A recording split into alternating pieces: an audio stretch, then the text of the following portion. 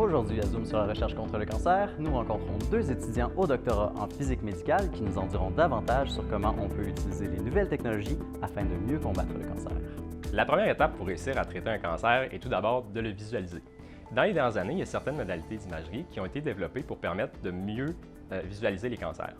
Par contre, ces technologies sont parfois pas disponibles à l'extérieur des centres urbains, comme en région. Le but de mon projet est de permettre de reproduire l'information qui est obtenue par ces modalités à l'aide de d'autres images qui sont plus disponibles et moins coûteuses.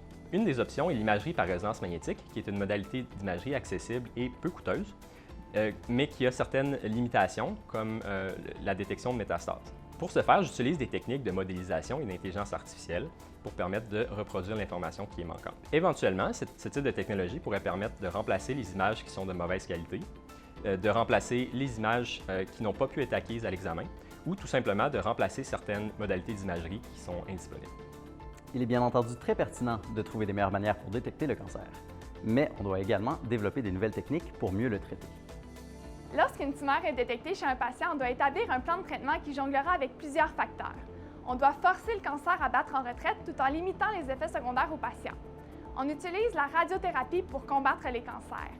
La radiothérapie utilise la radiation qui vient endommager les tumeurs, mais comme chaque patient est unique, chaque traitement doit l'être aussi. Mon projet de doctorat vise à développer un outil qui permet de dresser un portrait complet des doses de radiation qui sont administrées au patient et à sa tumeur. On appelle cet outil un dosimètre. J'utilise une technologie spéciale, la scintillation, qui permet de convertir la radiation invisible en lumière que j'observe alors avec des caméras.